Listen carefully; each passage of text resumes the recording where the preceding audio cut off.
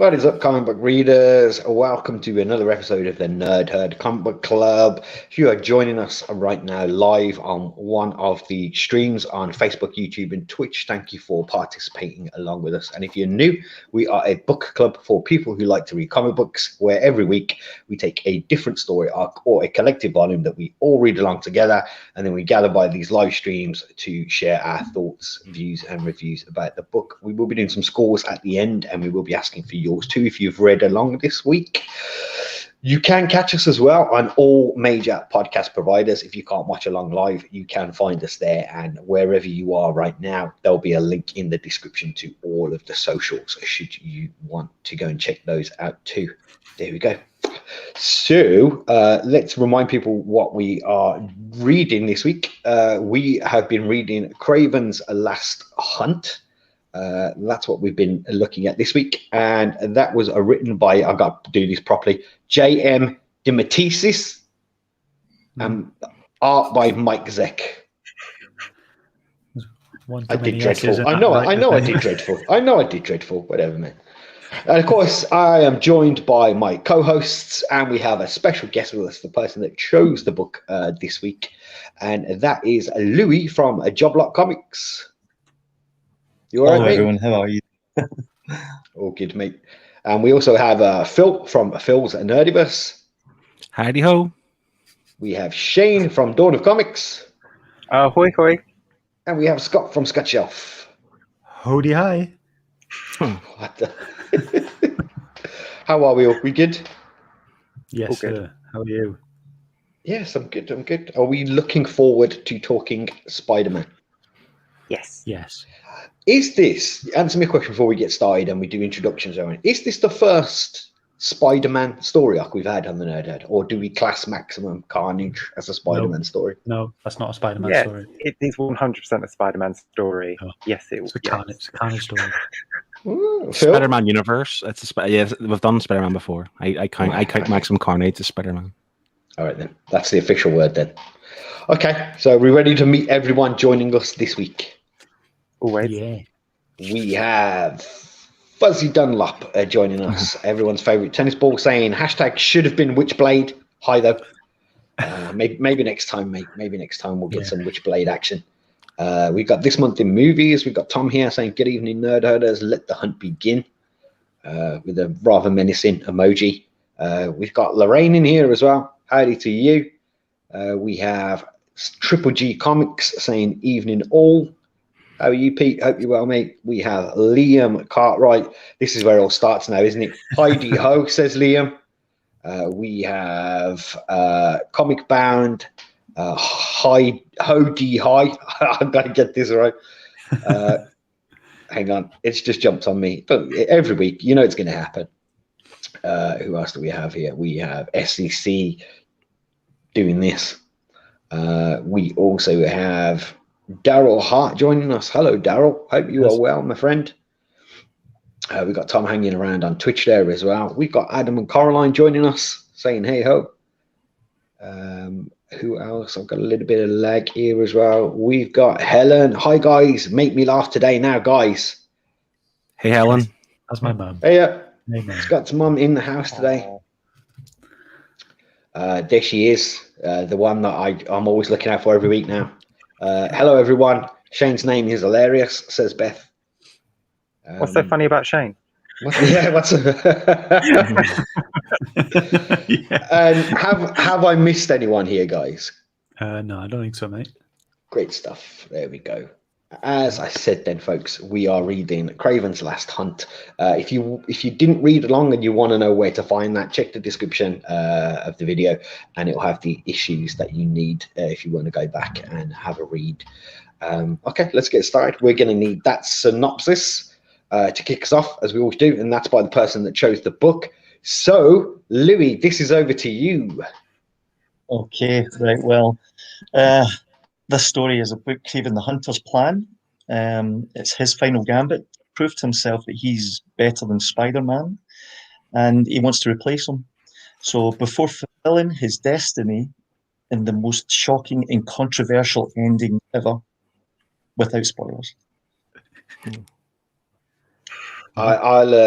You nailed that, mate. Well done. Yeah. And I'm going to do it for the second week in a row here because I feel we probably need to. But you know, second week in a row it's coming up. Yeah. You know, there may be some things in this conversation again. I don't know what you got going on in your lives, so you know, tread carefully in the conversation there. And I've just noticed as well. We have, I think, all the main food groups of the United Kingdom here on the screen.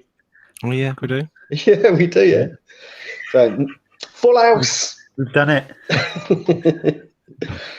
All right, then let's get this one started. Louis, do you want to kick us off with what you thought about the artwork on Kraven's Last Hunt? It's Mike Zeck's probably some of his finest work ever on a mainstream title. Yeah, I don't know if Zeck had ever really.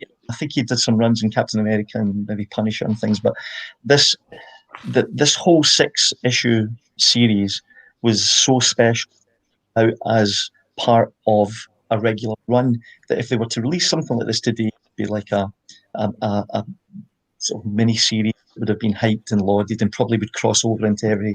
But when they released Kraven's Last Hunt, there was 2 issues of it from Amazing Spider-Man, 2 issues from Web of Spider-Man, 2 issues from Untitled Chapter. And the idea was you had to buy all the issues to get that whole story. So the 6 issues ran over the 3 Spidey titles, yeah, which makes me think that the only marketing that Marvel had thought about here was we'll try and get more people buying Web of Spider-Man and we'll try and get more people buying. So they released 6 issues, 2 amazing, 2 Web, 2 spectacular, yeah. But from the very, very first part, Zeck's art was just phenomenal. The cover to issue 1 is a masterpiece, yeah. Mm-hmm. And I actually remember buying that comic off the shelf and thinking that looks different, yeah. It's just stunning. I think I would say every cover for the 6 issues is a work of art from Zeck. Yeah, I think if you for folks watching as well, like if you go and check Shane's Instagram, Shane put up some of the pencil sketches of those covers as well. Yeah, and they are incredible. And just talking about Zeck, I mean, we read Secret Wars, and you know, Zeck was on that book. And seeing as we got like, what is it? It was 84, was it Secret Wars? And we're in 87 now. Short period of time, Zeck's artwork is a huge leap of difference. Yeah. Let's just check the comments before we move on here a second. We've got Triple G Comics saying iconic art. The covers are absolute classic. And Adam from Comic Bound is saying the covers are pretty incredible. And let's just say a quick hello to Warlord as well, who's joining us. Howdy to you, mate. Phil, do you wanna share your thoughts on the artwork, mate? Well, I didn't buy this off the shelves in '87 because I was 1. Not trying to make anyone feel old or anything, but I was 1 years old. Whippersnapper. But yeah, I mean, we have talked before in the show about like 90s artwork being fantastic, and obviously this isn't the 90s, but it's still up there with like that kind of art style. And I don't know what it is, but I really appreciate a comic book when it's a bit dark and grim and it rains. There's a lot of rain storms and thunderstorms happening, and I just think like it was just quite like atmospheric or something, you know, throughout. And like this for me, it didn't seem like a typical Spider book in its art style. Like it was quite grim and scary, but I think it was meant to be as well, you know. So, and of course there were a lot of blood as well, which I don't know what it was like back in the 80s and stuff. But even now they don't put that kind of stuff in Spider-Man books today. So yeah, I loved the art. I thought it was great.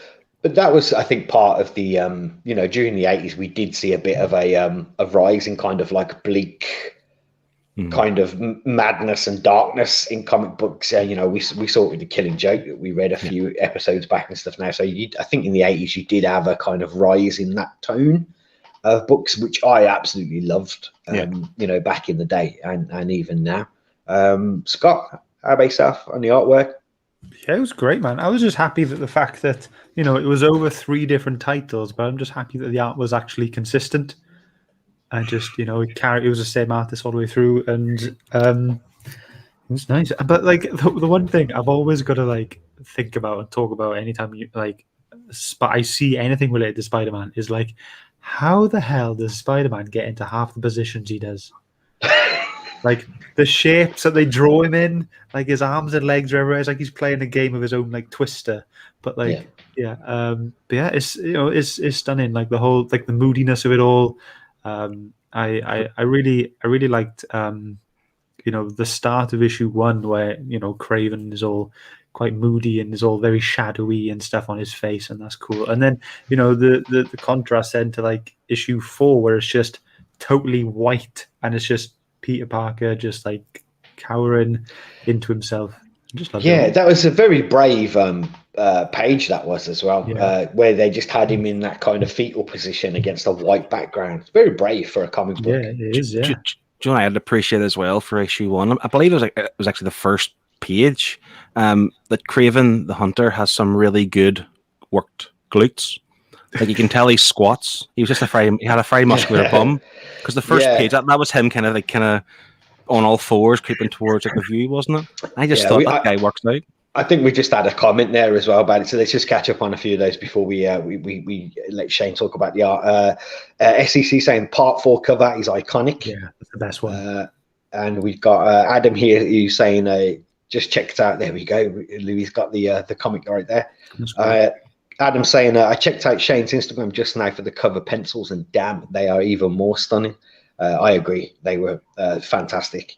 We got Spinetics in the house as well. How did you? Hope you're well. Fuzzy Dunlop is saying that's the word I thought of, atmospheric. Very much agree with Phil there. Nice. Nobody here usually agrees with Phil. Is that a first? I don't know. Off my shelves, this is the comment I was getting to. There are a lot of naked, muscular men in the opening pages and Peter Parker wife fronts. You don't get that outside of 90s comics. Very true. Very true. Adam is saying hello to Spinetics there. There we go. Just clicking on comments now as we're going down. Shane, over to you, mate. What did you make of the art? I put one note down for the art, and my note is this art makes me happy. I love this style. It just made me happy just throughout the entire book. I loved it. It was fantastic. You just get to see muscular men and, athletic women and great designs, great costumes, great backgrounds. Everything was just fantastic. There were a few little janky things here and there, but the man drew the whole thing. So, there are going to be days when he was a bit tired. So some things were a little bit off, but no, absolutely fantastic. I loved it. Yeah, I think we're all in agreement. For a Marvel book, this is visually brilliant, I think. Yeah, it's great. Yeah. Even like you just touched on there, Shane, the character designs in this, like even I'm going to bring it up. Vermin. I loved the way Vermin was drawn. Like, what a great character design. He broke my heart. So creepy looking though. I didn't like him, but not because he was a bad character, because he was creepy. He just kind of like made my skin crawl slightly, and it's just like, but that's also intentional. But he was, But I think that's the thing about this book. I think everything in it, as I was reading along, was you just felt the fear or the eeriness or the madness. In just to capture that in 6 issues is pretty much incredible, I think. Yeah, the character of Vermin is important to the book. When I first read it, I didn't really like that part of the story until I realised the premise is that Captain America and Spider-Man in an issue of Marvel Team Up fought Vermin, and then that is referenced in the story, and that kind of went over my head first time, and it was only sort of on rereads I realised that Kraven was trying to beat Vermin as almost a sequel to that story, because Spider-Man needed Captain America to beat Vermin, but Kraven says if I was Spider-Man I would beat him on my own. So and he did. Yeah, and then the other thing I noticed about Vermin is he murdered.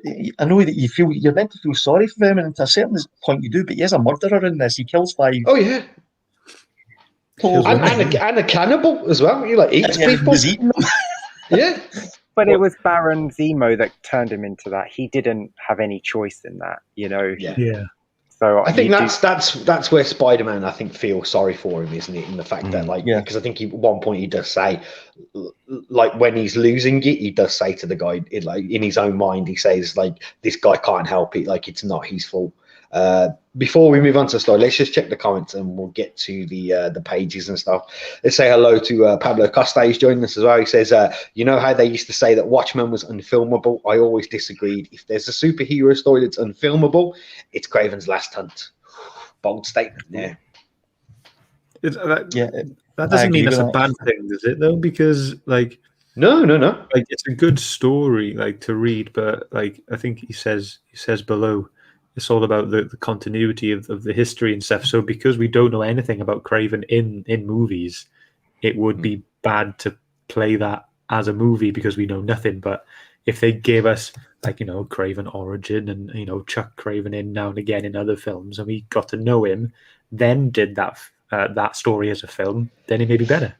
It's a tough one. I can see what you mean. Like, if this was made into a film, it would have to be a hell of a lot toned down. And I think that's maybe where it would lose something. So I can kind of see what Paolo's saying there. Chris from Off My Shelves is saying the extreme happiness on Kraven's face was so over the top it bordered on horror comics. I loved it. Yeah. He says. Warlord is saying I've just finally completed the whole run of Spider-Man, so I definitely have to pick up Kraven's Last Hunt to read it. Definitely do that. And hang on, just jump down on me. Yeah, we've got Pablo here as well saying this is a story that can only exist with typical superhero continuity and the continued history between the characters. You can't make a Kraven's Last Hunt movie as good as the comic. No. Yeah, I mean, it is a fair point. It is a fair opinion. And Comics versus the World here, we got missed the beginning. Hope you're having a good discussion. I'll catch up on the replay. Thanks a lot, mate. Appreciate that. Cheers, All right, let's get round to those panels. Let's get around to those. The favourite pages that we've picked this week. We have 4 because 2 of you picked the same panel. Ooh. Again. Ooh. Yeah, so we're going to let Louis kick this one off.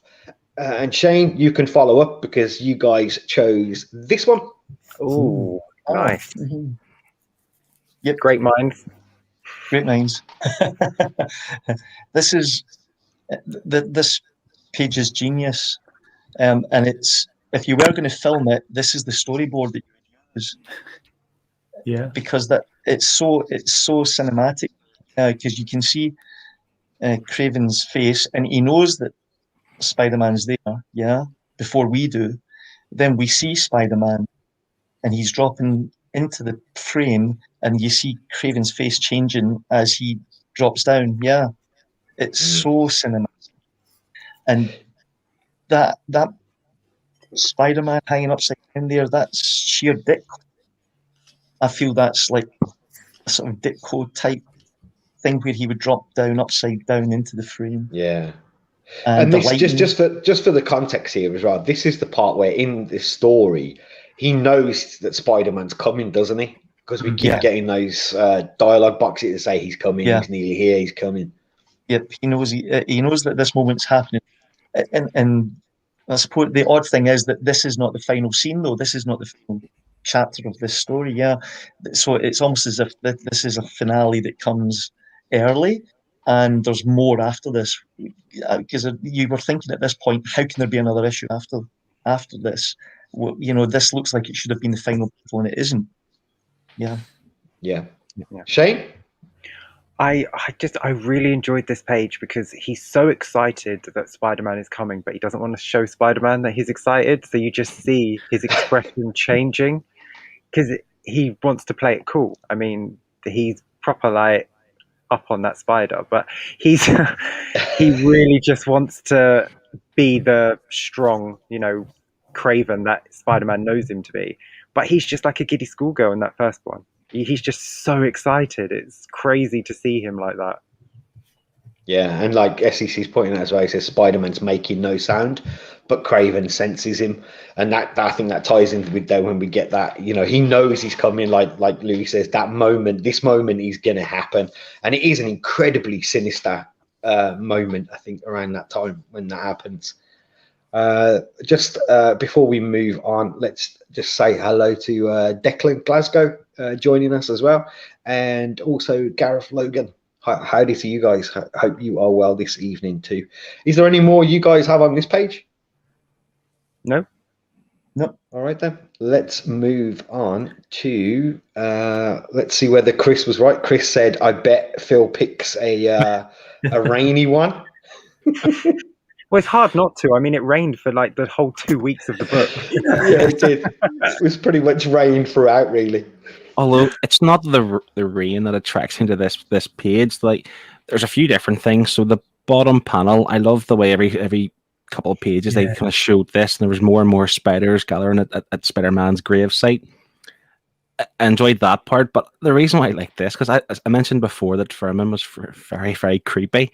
Those two top panels, they are creepy. Like, just the way he's like licking her, and it's like all this kind of like yellow spit and saliva, and she's obviously grossed out and pinned down. She can't do nothing about it. It's just really grotesque. I love it. Let's point out what makes it even more creepy is just like he doesn't kill her because she reminds him of his mum. Yeah. Yeah. Well, And With that even like whole- the speech bubble there, it's just like, oh God, no, or oh God, oh God, oh God, oh God on the speech bubble. It's like you never see that many words crammed into the speech bubble. I just thought, I thought it was great. So creepy. yeah, just to catch up on a comment here as well. I think about the last panel. I think Pablo Costa was saying Craven had said in the story, "I have tasted his flesh." There's a certain mystical quality to the story. It makes sense for Craven to sense Spider-Man in that scene. They are a connected spirit. Yeah, I think the mysticism stuff in there, like I thought that they did it really clever because it kind of walked the line for me between mysticism and drug abuse. Because like Craven was like taking a lot of herbs and potions, and I got the impression this guy was like off his face. Like I don't know about you guys, but I generally sensed it that this man was as high as anything. He would have to be to wear the outfit he wears. I don't even know All what it's right. called. A little kind of bit of underwear that's leopard print and some sort of furry waistcoat thing. Fuzzy Dunlap was saying those two top panels are like a scene from Cape Fear. Really creepy scenes. Creepy. Does anybody, Shane, Scott, Louis, anybody have any comments on Phil's choice? I just agree how creepy it is. Yeah, and she's It's the just- only woman to survive Vermin, isn't she? Every yeah, other she woman was. in the book he killed. I think it's the shadows that make it creepy. It's just great. Yeah, that first panel. Mm. Yeah. And then I think it makes it even creepier when you get the shadow there and then it kind of moves into the light in the next one. Yeah. And it's slightly closer as well. That I think that it's subtle, but I think definitely adds to that creepy vibe. Whenever I was reading, I just heard the big slurp in my head. I look at her. It's just like.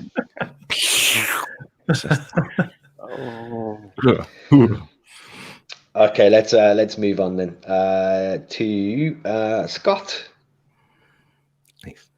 This was my pick. This was like it was issue 2, was it? Quite early on, and it was just after Craven had, drank from this potion or something he'd made, some sort of concoction. And he's just hallucinating like mad, isn't he? He's just fighting against this giant spider made of spiders, and I just thought like that is like crazy, and like I just love the the getaway like written everywhere in the top panel, and I just thought this whole scene was just a bit mad. Yes. Yeah, really. Like it continues like a page before this and a page after this as well. But like this was, I was trying to go for a happy middle. But yeah, that was the one that stuck in my head all the time. Like I've got a fear of spiders anyway, so like to have a spider made of spiders is terrifying. Yeah. I completely agree, and I think those are the moments in this book that I enjoyed. Really, were the moments where the madness or the drugs or whatever it was there was purely like just overwhelming him. Like I enjoyed those moments more than anything else. I think in this book for him as a character. Off my shelves is saying I haven't looked into it too much, but was Alan Moore Swamp Thing an inspiration for this? The style of writing and art have many similarities. I personally don't know. If anybody else does anybody want to reply? I would venture that DeMattei was inspired from Watchmen, and it's because of the fearful symmetry line.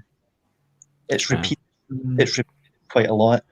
Instead of tiger bunny, but it's spider bunny, but and it's all about fearful symmetry. And on a read through, you'll see there's an awful lot of that kind of Alan Moore symmetrical writing going on. You see a rat in the sewer, and you see it, eating the spider, and then you see vermin and spider. So there's an awful lot of symmetry going on, and then there's an awful lot of things going on in the artwork. There's a scene from the beginning, I think somebody was talking about, when Kraven's down in his haunches. Well, that scene's repeated later, except it's Spider-Man that's doing it. Oh, Yeah. okay. It is. So Yeah. it's when he's in. I think it's when he's in the sewer, when he's looking at the end. That panel, Kraven doing that is the same pose. So I think Moore doing symmetry through Watchmen inspired DeMattei to do this in 6 issues. So it makes total sense now you say that as well. And the use of the William Blake poem, if anyone's wondering where that's from, the Spider, that's from the, as Louis said, the Tiger. Tiger Burning Bright. Yeah, from the William Blake poem. Just catch up on some comments here as well. Pablo Costa is saying Vermin's presence in this story skirts the line between MacGuffin, an important chess piece. He's mostly expendable as a Spider-Man villain, but always morally dangerous and can't be ignored. I'd kind of agree with that, really. And I think the use of him in this was kind of, because really towards the end, like, Kraven wasn't the villain, really, was he? He'd kind of gotten what he wanted from Spider-Man, and like the threat wasn't there. So it's almost like the threat was passed off to Vermin towards the end. Yeah, because at the end of the book, Kraven pretty much gives in. Yeah, he's totally satisfied at the end. Yeah. And Adam here from Comic Band is saying, "Yo, dog, I heard you like spiders, so I put some spiders in your spider." I guess he's referring to the panel there as well. Liam saying, "I know it's supposed to be a spider, but that just looks like a giant ant to me." So let me just call that page back up. Does anybody else have any more comments on Scott's page? I just can't believe how big Kraven's teeth are. You're looking at his teeth. Look at his chest. I see that chest every day in the mirror, Shane. So it's nothing. Got a picture of Kraven taped to your mirror, have you, Phil? I will just say one thing. I really like the use of the 2 voices everyone had in this book. Like, that's a prime example of it. So you've got his calm in a monologue, and then his panicked one. So Mary Jane has it. Peter Parker has it. I thought that was really good to have 2. Yeah, we'll talk about that when we get to the writing as well. I'll just show my page that I picked. I picked this, and I think similar to probably the reason Scott did, because I just, like I said, I enjoyed the madness of Kraven. Like, having read like Silver Age Spider-Man, early Kraven comes across as a bit of a kind of quirky twee character in a way. Twee's probably not the right word, but he's very far removed from this version of Kraven that we have. And I think for me, this probably is my favorite Kraven of all time in a book. The madness that radiates out of this guy, like the instability of him. And that's why I chose this page, because the man's eating spiders while he's high as a kite, for God's sake. Like, you don't get more crazy than this. Naked, high as a kite, eating spiders. Yeah, and I'm like, Scott, I have a fear of spiders. So this man right here is just, to me, I don't understand him. I wouldn't even be like a mile close to that room, let alone be in the middle of that room naked and then eat them. No way. If that was my house, I would be in a taxi on a plane, and I'd be going to another country. Like, no way, man. Yeah. No way. Yeah. It's their house now. It's theirs. It's not mine. I'm now just picturing Scott rolling around a bunch of spiders naked.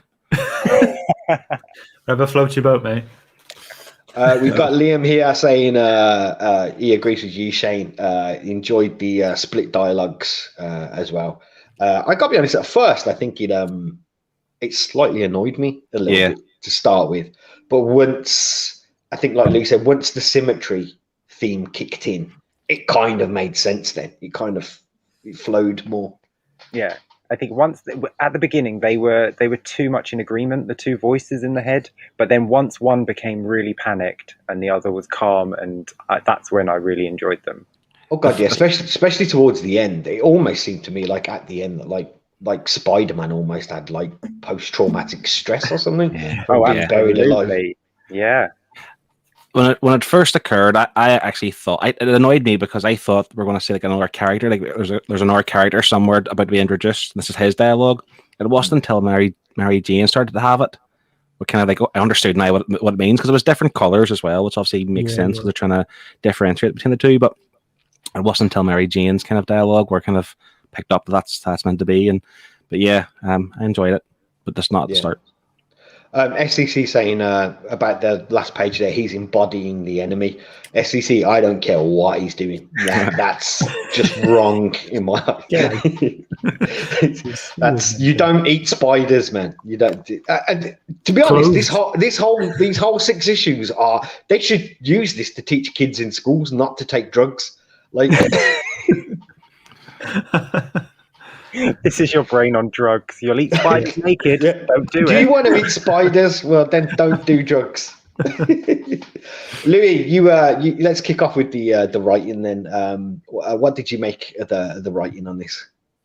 It's like I said, I think it's more inspired. Yeah, bearing in mind we're not that far away from Watchmen at this point in Swamp Thing, and I would venture that. J.M. DeMattei, he's a great writer, but you couldn't probably pick half a dozen brilliant J.M. DeMattei books just now, And I really feel when he was writing this, it would have been much closer to Watchmen coming out than when it was printed. So this fearful symmetry is the key behind his whole process of putting this thing together, and he does it in so many different levels. There's a scene right at the of the book where there's a small-time criminal who's died, and these other criminals realize he doesn't have family, he doesn't have anybody there, so they have this little wake for him, and they're all putting some money in, and Spider-Man arrives at this, and the body is there in the coffin, and they think he's there to arrest them or web them up or whatever, and Spidey's like, no, I'm here to put some money into the kitty for his funeral, right? And then of course later on we know that he's going to end up in a coffin of his own on his own, and so there was all these things going on at the same time. There's another scene with Mary Jane where Peter is and she attacks a rat. She starts hitting this rat, and of course the rat is vermin at that point, and so I think DeMattei was going for that Alan Moore thing where everything means something else within the book. And I think it was reflected as well, correct? Because you'd have like the continuation of the story in the panels, and then there'd just be like a random panel, wouldn't there, like with the spider on top of Spider-Man's grave, and there'd be these kind of things that were mirroring what was going on in other parts. Mm-hmm. Yeah, totally. Yeah, like towards the end, you had the rat and the spider. They looked like they were going to have a bit of a face-off. And the rat squashes the spider. The spider. So there was all this sort of stuff, and I think DeMattei was probably aiming for a Moore level of layering from probably Watchmen at that point. We are in 6 issues in a regular run of a Marvel book. That's quite a difficult thing to do. It's different if you've got a 12-issue miniseries and imprint different things, but to do it in Spider-Man was something quite bizarre. To the point, I wonder if editorial actually knew where the story was going or what was happening with it, and it just gets. I mean, Kraven's insane from word one. He's nuts, and obviously there must have been a point. DeMattei said to the editor, "Oh, well, this is how I'm going to finish this. What do you think of this?" And they've said, "Yeah, okay, we'll run with that."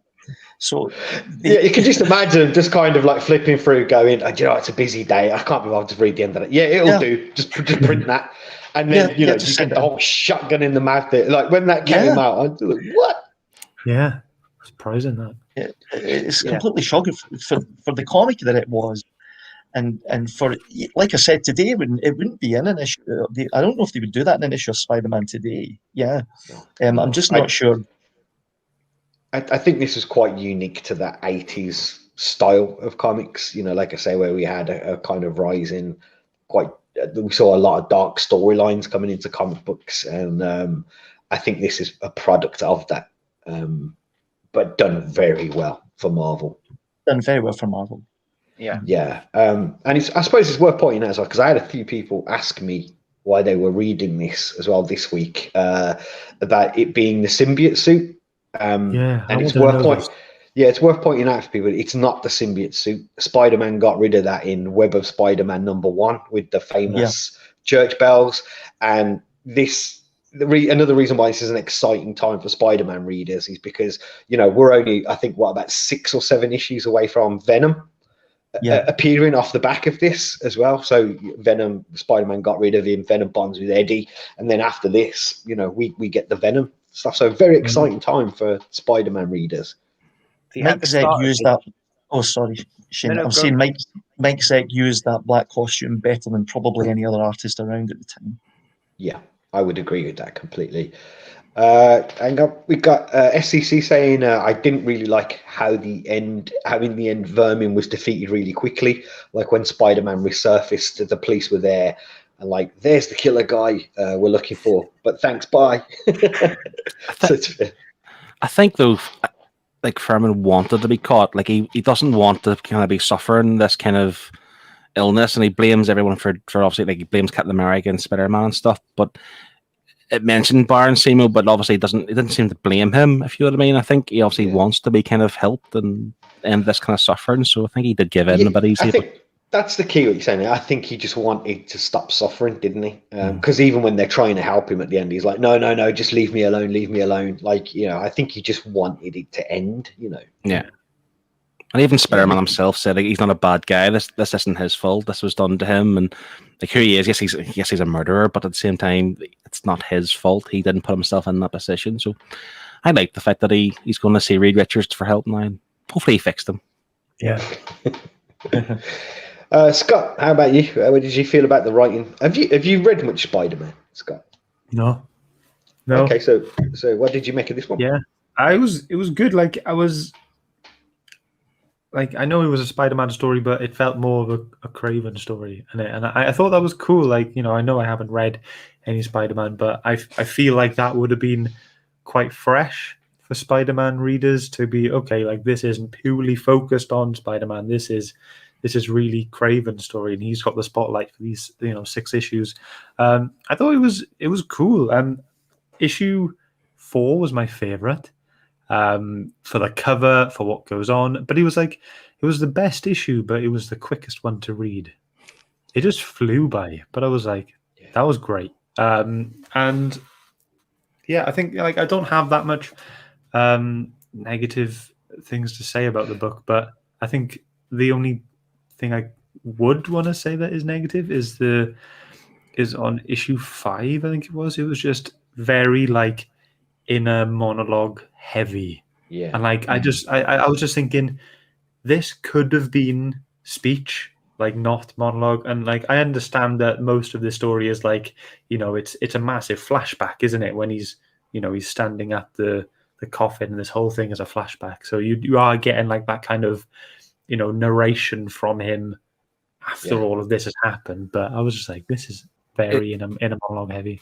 Is that the issue where it's Kraven and Spider-Man together, and Kraven's kind of explaining everything? Yeah. Like I was the same. I didn't understand why it wasn't speech bubbles, because they're just there together in like 3 pages, but no one's talking to each other. But I think the thing there though as well is I think you have to go back to, I think, apologize, I can't remember who said it in the comments there, but that connection that was formed between the two of them. So that to me just kind of, it was almost like they didn't need to speak words. Like they knew it was happening. They knew what was, it was all again added to that mystical feel, I think, for me. All right.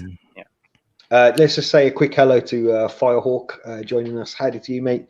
And Liam is throwing in here on the Vermin discussion, saying he says also don't forget he wouldn't have had much time to rest either. So Vermin would have still been feeling the beating from Kraven, as well as the mental and physical torture from the electrified cage. Yeah, totally. That was a bit harsh as well, and it's sticking in that cage, isn't it? Yeah. SEC says it reminds me of Killing Joke, as its breakdown of a villain's goal and what makes them tick and the lengths they go to succeed. Totally agree with you. As a format, and like you said, Scott, this being more of a Kraven story than a Spider-Man, I think a similar thing there is that they broke Kraven down for you to see the madness inside of him and show you what makes him tick. And again, I think it's another reason why I think this book is important is because there's no getting around it. Like Spider-Man gets bested in this. You know, he gets beaten, he gets buried, and Kraven takes exactly what he wants from him. You know, he becomes him. Kraven does whatever he wants until Kraven's happy. Yeah, I didn't feel like I was missing something with the story either. Like, because, you know, even though I haven't read anything, I felt like I was caught up or led along quite nicely. I didn't need to know a lot of stuff beforehand. Obviously, you know, everyone knows Peter Parker and Mary Jane and all this kind of stuff. But like, yeah, I didn't know anything about Kraven, but I didn't think I needed to know a lot. I didn't feel like, whoa, right, I'm missing a bit here. Like, it was explained quite quickly. He's a guy who basically hunted every creature ever, and like Spider-Man's the last one pretty much. And yeah, it was good. Yeah, I think that the time for Spider-Man around that time is pretty accessible, I think, for you to pick up and read. I know for me, when I was younger, it was quite a fun time, and not having revisited that in the modern times now, but I don't remember it being too convoluted where you would need to know quite a lot of stuff that had happened previously. You just wanted to enjoy it. Shane? I thought it was done really well. I think because I've never read it before, so I had no idea. I was surprised that he got shot at the end of the first issue. I was surprised he was buried. It was great. And then when you find out that Kraven didn't kill him, he just wanted him to know that he actually kept him alive so that he would know that he killed him. And he wanted him to come back so that he could say to him, well, I killed you. You were in that box. If I wanted you dead, you'd be dead.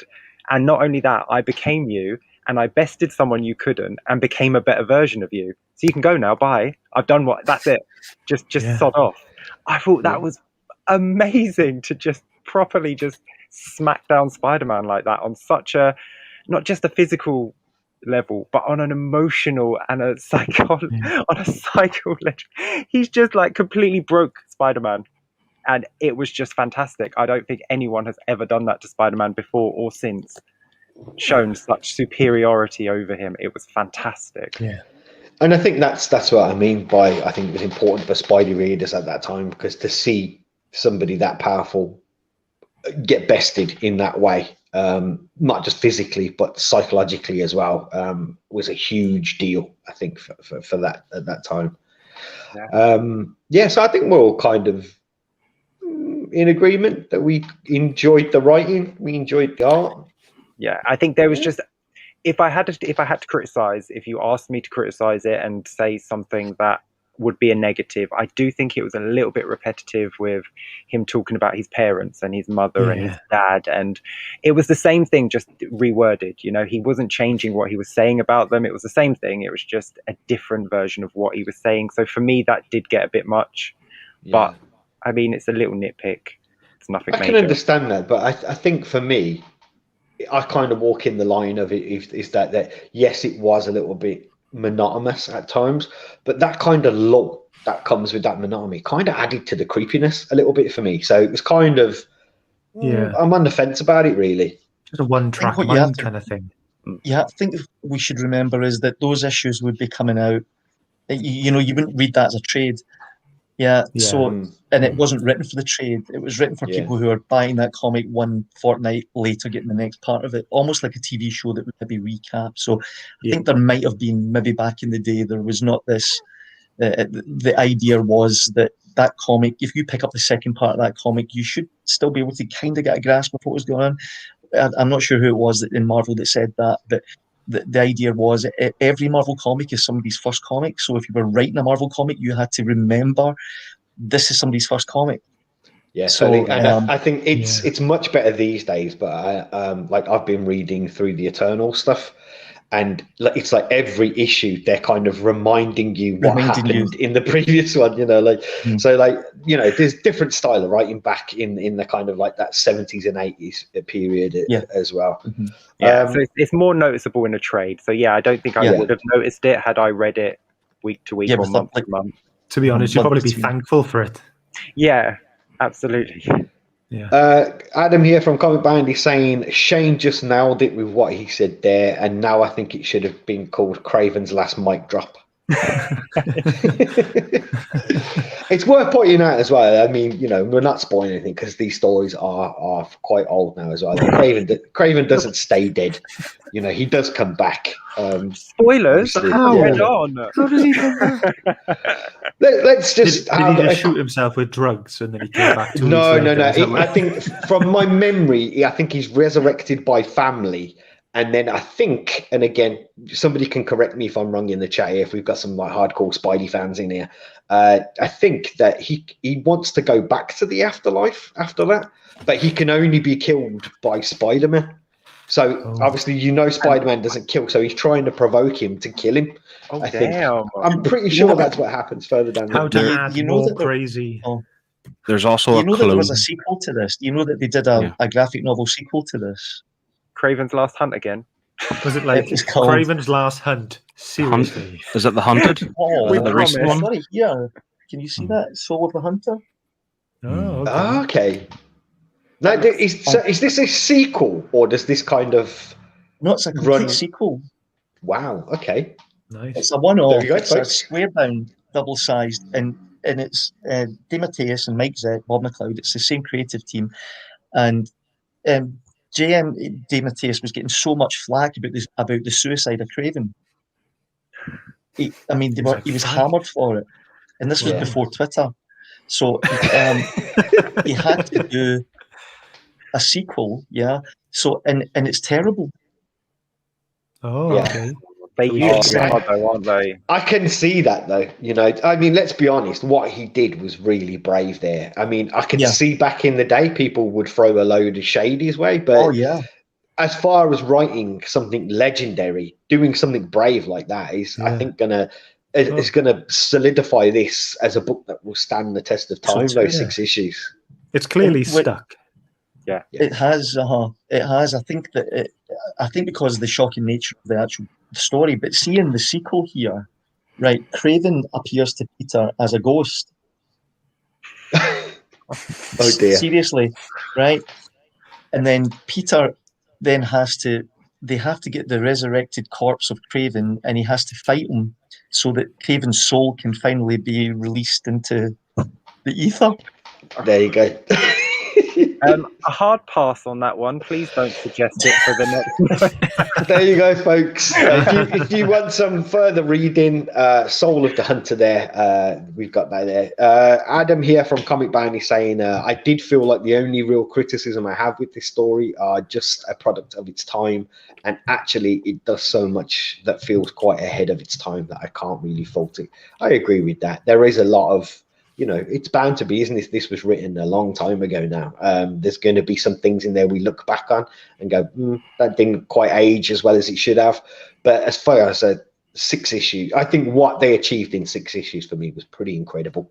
In 6 issues, I do feel this is a personal thing for me. I do feel that last issue was kind of not needed. I do wish it had ended at 5 same. with Spider-Man jumping out of the window and Kraven shooting himself. I think that would have been a perfect ending. But then it just keeps going, and you have that silly fight with Vermin. I feel like that could have just been sorted out in another Spider-Man issue down the line. Personally, I looked it up, and I was like, "Is this just like a bolted-on issue?" Yeah. I was like, "Do I need to read this for tonight, or like, you know what I mean?" But I was just like, it just felt bolted on. Yeah, because I feel like it was Kraven's story, so it should have ended with Kraven. It started with Kraven. The last page should have been that gunshot, and it should have just gone blank, and that was it, because it was Kraven's story. I think maybe it was just to, because we'd seen Spider-Man bested. Maybe it was to just restore a little bit of faith to readers. Do you know what I mean? Give him a win. Don't worry, Spider-Man's back on the case. Like he's going to be all right. Like, I don't know. Maybe it was that. All right, I'm just noticing the time here as well. So let's get to the final thoughts and scores. So we'll do the glasses on. We'll do the glasses off. My glasses. I forgot my glasses. There we go. And just before we do that, SEC saying, I wish it ended with Kraven's final moment and not the Vermin fight. I feel that the ending would have left you with a different vibe. There you go. I just said that. Are you watching?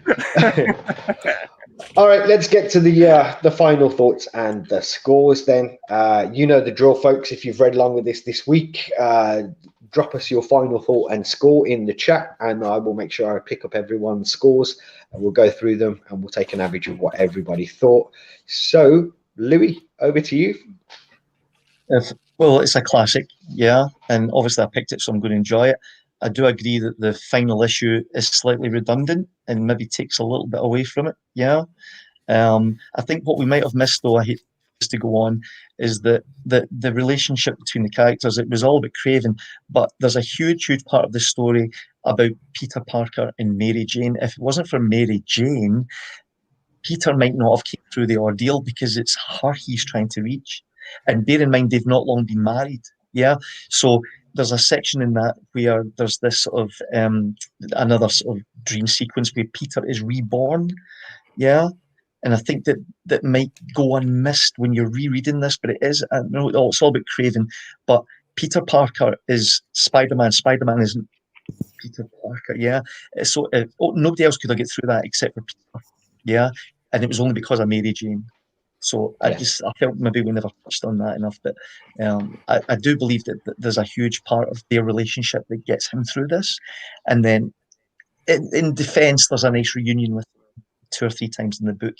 Didn't like the last issue, but it's a 9 out of 10. It's a 9 out of 10 from Louis. I think you raised some good points there. Yeah, we didn't touch on that whole Mary Jane and Peter thing. And I think, again, just that run, those issues around that time, is a good time for their relationship as well, and the way that builds and stuff, especially when you go into Venom and stuff as well. Okay, Phil, the money. Just kind of touching on what Louis had said there as well. Maybe I should have said this in the bulk of the show as opposed to my final thoughts, but like, we didn't really touch on the kind of conflict between Spider-Man and Peter Parker. Like, they were both, like, Kraven and Peter Parker himself, seeing them as 2 different entities as such. So maybe that's why issue 6 was needed, because it had that kind of redemption. Like, he's got his, like, mojo back, so to speak, and he is reunited with MJ, and like I said, they're newly married and stuff. So it's like he fought to survive, to have that life again, but he is Spider-Man. There were a few things that did irk me, like we've mentioned, like the repetitive kind of, like, his motivation, like Kraven's motivations in every issue did get repetitive. I agree, if you read it every month, you would probably enjoy that. But the fact that we read it all in one go, it did kind of grind on me slightly. I mentioned before the kind of like the inner dialogue as well at the start. It didn't really kind of sit well with me, because I didn't really know who it was, or I didn't know what to expect. Artwork, I can't fault it. I thought it looked fantastic. Just the kind of book I like to look at visually. So yeah, like, even with things like, remember the guy digging the grave? Like, he was getting lower and lower digging the grave, then he dug a second grave, getting lower and lower. Like, I like things like that. Even though it's just a small touch, I think it adds to the book. But yeah, I thoroughly enjoyed it. I'm going to give it an 8 out of 10. It's an 8 from Phil the Money there. And before we move on, let's just say what's up to John's Comics with Kids. How you doing, John? Happy birthday for the other day as well. I saw on Instagram it was your birthday, so happy birthday to you. Happy birthday. Scott, sorry, Shane. Hello, chocolate right here. That's what you get for calling me ugly before the show. I did no such thing. Don't believe him, anyone. Yeah, I really enjoyed this. I think out of all the Marvel books, I've enjoyed this one the most, because Kraven was such a good character. His motivations were so not only clear, but they were so well thought out. He had his plan. He did his, he didn't do the evil monologue at the beginning. He just shot Spider-Man in his face. That's what you need to do if you're a bad guy. You just get the job done. It was great. I do have a few small criticisms. I mean, my first comment was, it's a bit gay. I mean, the amount of... Only you could say that. That's okay. Yeah. It's just like, you open up the first page, you get Kraven's butt. I mean, you get both cheeks and the crack. That's a bit much on screen. And then the next page, you get Spider-Man in his tidy white, his spread eagle on a bed. It's like, come on now. And throughout the book, you get a lot of it. You even get a sort of a really romantic scene between Kraven and Spider-Man. He like gently caresses Spider-Man's face, and then like his inner monologue is like, why do you shy from my caress? It's like, and he's wearing a loincloth at the time when he does that. So it's like a bit like that. And then one of my other criticisms was that no woman can walk alone in the rain in New York City, apparently, without being eaten or accosted. And that was a bit much. But overall, yeah, it was a fantastic read. Kraven is such a good character, such a threat. And Spider-Man doesn't have many of those, like, true threats on their own. They team up. You've got the Fatal Five, things like that. But he's a threat on his own, and I would read another Kraven-driven story in a heartbeat. Not that one that you just showed. But yeah, for me, this is a solid 8 out of 10. I really enjoyed it. Oh, there we go. It's an 8 out of 10 for Shane. Mr. Shelf. The art was great. Like I said earlier, I really liked the consistency of it, and I really enjoyed the kind of like hidden meanings and references in the panels and throughout the story, like the symmetry throughout it here and there. That was really cool. I enjoyed that. But I think the biggest thing for me in this was the fact that I always enjoy a really good, crazy villain story. Like when we read, the God Butcher and stuff, I love stuff like that. And I wasn't disappointed. Everything he did was totally like unexpected, and he knew what he wanted, and he got it, and job done. And he was happy, and everything ended as he wanted it to end. And yeah, I think I loved all the hallucination scenes with Kraven and with Peter as well. And yeah, it was just a cool story. But I do think issue 6 was a bit bolted on.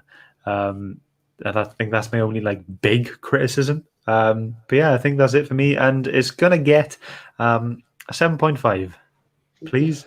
Nice. A 7.5 from Scott there. Okay, as we usually do, let's take a look and see those that read along with us. Let's see what they think. Let me find the top. Where is that thing that starts with Triple G? So Triple G Comics says, great story, really brave and fantastic art. Agree, last issue was an issue too many. It's a solid 8 from Pete there. We have Adam, who says, I think this is a definite classic. My only gripes are easily dismissed when considering the stuff it does so well. 8 out of 10 from Adam. Agreed, yeah. Yeah, very well put there, mate. SEC says, don't do drugs, McKay. 7 out of 10. Okay. And we have Tom from This Month in Movies coming in with a 7 out of 10 too. We also have Liam coming in with a 7.5 out of 10. Copying Scott. Shock. How dare you. And I think that is it for scores on there. So before we get to the average, I'll do mine real quick. I love this. I can't get away from it. I mean, I really, really love this. I was a huge fan of Spider-Man around that time anyway. Back in the day, like I am old enough to go back that far. I just loved everything about it. I loved the fact that they used William Blake poem. Everything about it just kind of radiated darkness, freakiness, eeriness. Like Phil said, the whole setting in the rain and the rats running in New York and the symmetry, like Louis mentioned, like all of this is in this book, but it's done so well. And to me, it's a classic example of some of those darker stories that we did get from the 80s. And I think when people do think of those darker stories, a lot of people automatically think DC, but this is definitely one of them for me. It's up there as one of the dark stories from the 80s.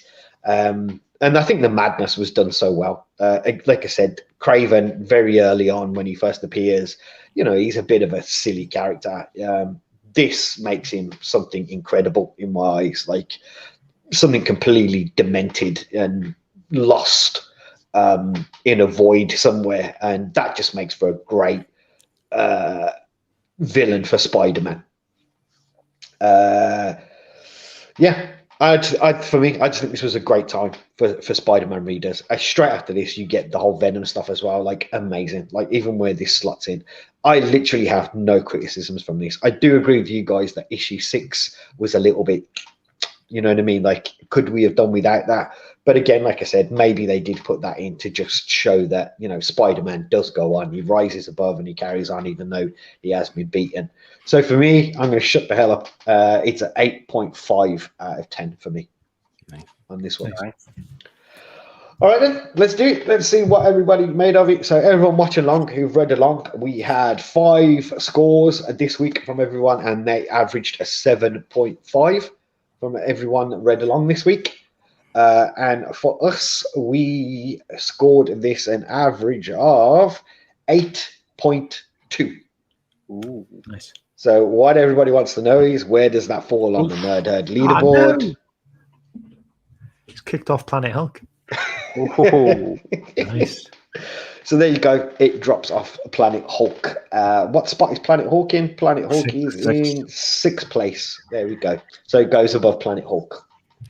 And to be fair, I do actually think this is slightly better than Planet Hulk, slightly, by the 0.1. So I think it's fair. Yeah. I it's a lot shorter, that's for sure. So there we go, folks. It comes in 6th place on the Nerd Herd leaderboard, pushing Planet Hulk down off our top shelf. Am I allowed to use the word shelf, Scott? No, it's copyrighted by me. So. Okay, all right. So it's not shelf. Our top platform. All right, then, folks. That is it. That is the episode done. And dusted. What we shall do now is we'll go around. People can let you know what they've got going on. But before we do that, let me let you know what we're reading next week, so you can come and join us. So for episode 39, folks, we are reading Thor, God of Thunder, and this is God Bomb. And for those that tune in and watch every week, you'll know that we've read the God Butcher story arc previously on one of the episodes. This follows that up. So essentially, this is volume 2 of Thor, God of Thunder. And if you want to read along, you'll find this in issues 6 to 11 of that series. I cannot wait for that. There you go. It's going to be fun, that one. Yes. So yeah, it's just the conclusion of that Thor versus Gore, isn't it? You know, I'm definitely looking forward to that. So there you go. That's what we read next week. So let's go around and people can let you know what they've got going on. Louis, where can people find you? What can they do? What can they get? Go. You can find us, shameless plug, at www.jobblockcomics.co.uk, where you can order mystery boxes from us. It's a box of comics delivered straight to your door. We've got an executive box with a hidden variant. Oh, you know the drill. But I'll tell you this.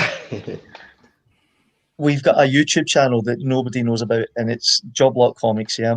I think I've got 13 subscribers just now.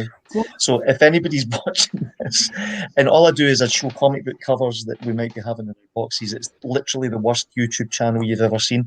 But if you are interested in comic books, then you might want to look at some of these channels. Oh, no. I've got 13 subscribers. I mean, come on. So if anybody would like to have a look at some of the books that we've got in our stock, then you're more than welcome to go to our channel. And there's some videos in there of me awkwardly handling comics. Or even better, I'll go and order a box. What's wrong with you? Why are you still watching this? Jobblockcomics.co.uk. Right. I've just dropped those links in there for the website and the YouTube channel as well in the chat for you there, mate. Thank you. There you go, folks. Go subscribe and check out the website there as well. And you know, Louis, I think if you watch every week, Louis did donate a box that we gave away here on the Nerd Herd as well. I think Carl won that one, if I'm not mistaken. And Carl loved it. Carl said it was great. He said he really enjoyed all the stuff that he got. So there we go, folks. Go check it out. Louis, any more from you? That's pretty much for me. Yep. Right. Go buy a box of comics. Go buy a box of comics, everyone. Phil, over to you, mate. Absolutely nothing on my channel, but you will see me this week.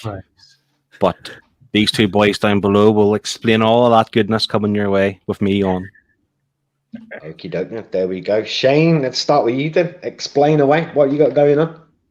Tomorrow I drop another What's in the Box video. And on Friday at 8 p.m. UK time is Dawn of Comics quiz night with these 3 chappies on it. One might win, one might not. I've got some other people on. Maybe they won. Who knows? You'll have to tune in to find out. What I'll do for you there, Shane, as well, is I will drop the link to the quiz video so people can go over there and kind of hit the notification if you want to be reminded when. Thank you very much. Coming on. Scott, how about yourself, mate? First of all, I can vouch for Joe Block Comics, as I've opened 2 of their boxes now on my channel, and they are fantastic. So if anyone is curious as to what kind of stuff you get, go have a look at my videos and you can see it, and then you can buy a box because they're great. But I think my main attraction for this weekend is Comic Airwaves, baby. It's back. We've been away for 2 months. We had a best bits last month, but we are back with a full and fun episode. For anyone who doesn't know what it is yet, it's a radio comic based radio show. You need to start writing this down. But in video format. I know, I keep confusing myself, but yeah, it's really fun. It's got loads of features, and we treat it like a radio show. We have phone-in guests and all this kind of stuff. So it's really good, really fun. That'll be on Saturday at 8:30 p.m. GMT. So do give that a notification on there, and it's going to be great. Phil will be there, producer Liam will be there, and it's going to be good fun. And then the week after, we're going to sort out the next auction as well. Awesome. I've just dropped the link there for you for the next Comic Airways thing. Thanks. So if people want to go ding the bell, so you're reminded, and you talking about the next auction as well, just to let people know that the prize that Louis won, he has kindly donated that run of altars to Scott's auction. So if you were watching last week and you think, oh, I wouldn't mind getting hold of that, you'll be able to find it on one of Scott's auctions. Thanks, guys. Yeah, thanks, Louis. It's awesome. So, very kind of you, Lou. Okay, I shall wrap it up then, guys, and do a few shout outs. I haven't got really anybody new to shout out, but I want to shout out some of our regulars and our friends because we love them. So first shout out, he's in the chat here right now. Go check out Adam at Comic Bound. You'll see his link in there right now. He's a good boy. Yeah, he's a great lad. All of these people are, and again, I say, if you like what we do, you're going to love what they do. Go check out young Marcus over at Mad Dog Comics as well. Go say hi to him. Woof, woof. Yeah. And last but not least, he's not with us this week, I don't think, but go and check out. We mentioned it last week because I said that he does the reviews of Comic Board, but go check out Highland G. The link is in there as well. All fantastic guys. With fantastic channels as well, very informative and stuff for I think new and older readers as well. For me, I think they're accessible. So yeah, go check them out. That is it. Those are the shout outs. That is episode 38. That is Kraven the Hunter. That is what we made of it. Hopefully we'll see you next week for God Bomb. I'm looking forward to that one. Oh yes. So we're gonna do it. 3, 2, 1. Get your waves out. Get waves out.